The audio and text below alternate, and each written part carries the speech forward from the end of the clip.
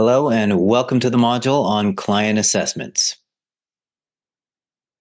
In this module, we'll kick things off with discussing scope of practice. Then we'll move on to client onboarding and periodization. And then we'll take a look at some important questions typically missing from the client screening questionnaire or initial interview. Then we'll examine types of assessments, including body composition standards. And we'll look at ongoing progress assessments beyond standard tracking like protein, carbs, fats.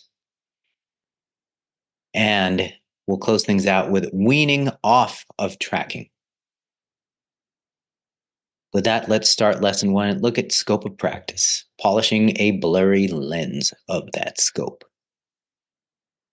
What you're seeing on the right is a map of U.S. nutritional counseling regulations, and this was created by the American Nutrition Association.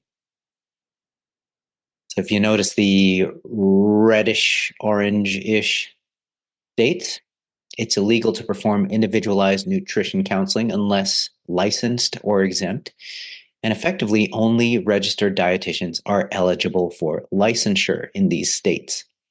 So they've got the strictest regulations. And the yellow states, it's illegal to perform individualized nutrition counseling unless licensed or exempt. However, there is a pathway to licensure for advanced nutritionists who are non-RDs.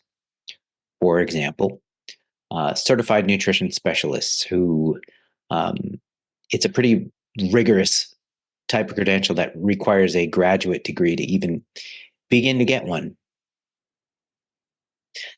Okay, so finally we are at the green states, one of which I had my practice for over a decade, which was in California. And in these green states, it is legal to perform individualized nutrition counseling other than medical nutrition therapy. So some states offer licensure or state certification for certified nutrition specialists, registered dietitians, and other advanced nutritionists in these green states. Just a personal anecdote for you. Like I mentioned, I had a private practice in California for over a decade, and I never felt like I even risked any legal trouble, even as a non-RD. And this was for a number of reasons. First of all, I never ran extreme or risky or dangerous programs, and I had all of the right liability waivers in place, liability insurance in place, and I also had the inherent safeguarding of geography. So since I was in California, it's kind of like the Wild West over there. You can perform all kinds of voodoo and not necessarily risk the same type of legal trouble that you would elsewhere. The map on the right that you're looking at is made by the Council of Holistic Health Educators. And now we're talking about the issue of writing meal plans. So it's often said that, or it's often presumed that only registered dietitians can legally write meal plans, but that is actually incorrect. Well, as technically incorrect as it is, you'll still be erring on the side of safety if you just decide to never write meal plans. More than half of the United States allows non-RDs to conduct non-medical nutritional counseling. So the map by the CHHE, which is shown on the right, it more cautiously lists moderately restricted states, but the ones strictly off limits are the same 11 states listed by the ANA on the previous slide.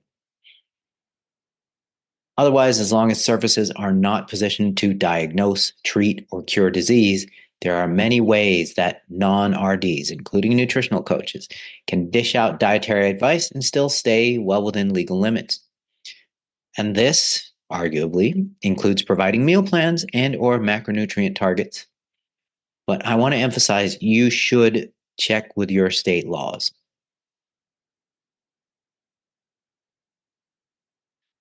Nutrition for improving body composition and exercise performance. That's our realm. Okay, they're within legal limits in the majority of states. And nutritional counseling, virtual nutritional counseling, so online based, it is still kind of the wild, wild west. It is still a relatively new frontier. Just observationally, anecdotally, I have not seen, or I don't personally know any nutritional coach who's gotten into legal trouble for stepping outside of the bounds of their scope of practice. It must happen occasionally, and it must be a very expensive and brutal affair for whoever gets caught in that kind of legal trouble. But frankly, you would have to try pretty hard to get in legal trouble as a nutritional coach if you're following science-based guidelines and you have all the right safeguards in place. And you can take some of the tips that I'll give you as I show you how I actually dished out plans in my private practice as a non-RD. So this is a sample plan, and I actually use, this is an actual diet plan that I wrote out for one of the subjects of the fasted versus fed cardio study that I did with Brad Schoenfeld and James Krieger et al. In 2014. And the way that I structure my plans is kind of interesting. It's busy and it's complex, and the text is really small, but that's just because I love to cram things on a single page. But in any case, if you look to this left page over here, it does list calorie targets. It does list macronutrient targets. But it also says, do not consume any foods or beverages you cannot medically tolerate. And it repeats that again at the end of the plan. Do not consume any foods or beverages you cannot medically tolerate. So the message is sent repeatedly to the degree that it really puts the consumer, the dieter, the client on alert that they really need to stay within the bounds of their medical tolerances. And if they go outside of those bounds, it's arguably it's on them. So you are putting the onus on the client, and you're doing what you can to remove liability from your shoulders. Another layer of protection that I have built into my plans is that they're very non-specific. I'm not emotionally wedded to specific food species per food group. I'll never tell somebody the exact kind of fruits they're supposed to eat. I'll never tell people the exact kind of animal flesh they're supposed to eat.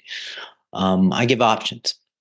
And so the way that my plans are laid out, so each one of these, they're labeled, and they've got macronutrient targets and total calories, and you're supposed to consume one of the choices within each of the bullet points per meal.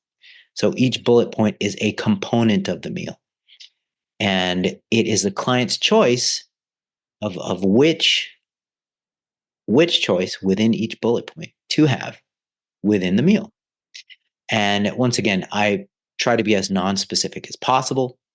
What you're looking at here, this breakfast on training days, one serving of Dimetized Pursuit Recovery.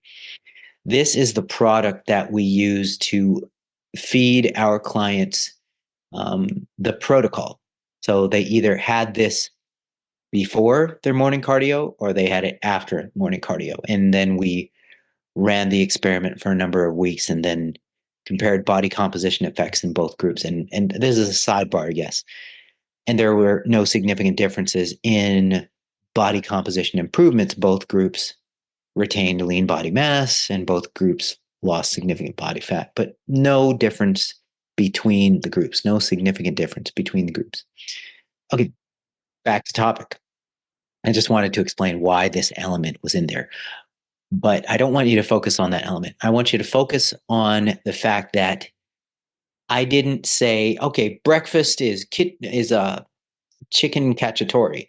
Lunch is lasagna bolognese. Yeah, my mind is very, fixated on Italian foods right now. But they weren't specific menu dishes. They're just components of meals. So it's almost like these are meal templates in a way.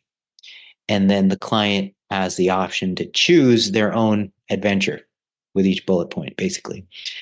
I've even had clients circle or underline which choices they've done when we used to do a lot of like physical stuff with paper. And you tend to kind of do those things when you have an in-person practice. But with online nutritional coaching and nutritional counseling practices, it's going to be different with everybody.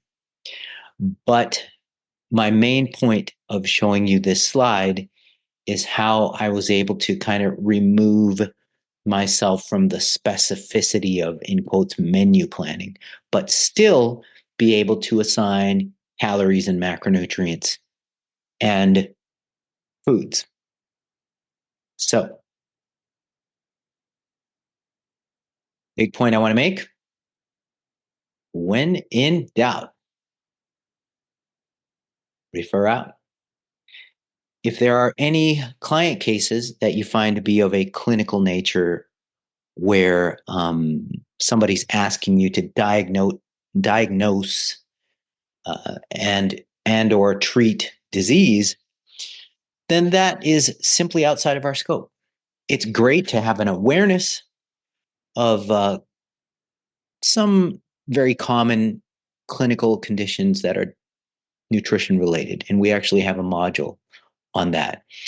But awareness and practice are two different things.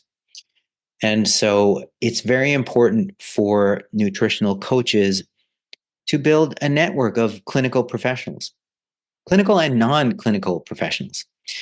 And interestingly, you may find that a lot of your network of allied health professionals are going to start off as your own clients. People who are your own clients are going to be within the allied health, wellness, fitness, and medicine fields. So it's pretty cool. Build your referral network, and then you can have a mutual benefit in terms of referring each other clients and or patients. And that's a beautiful thing, because then you can take a multidisciplinary team approach to client care, which is always ideal.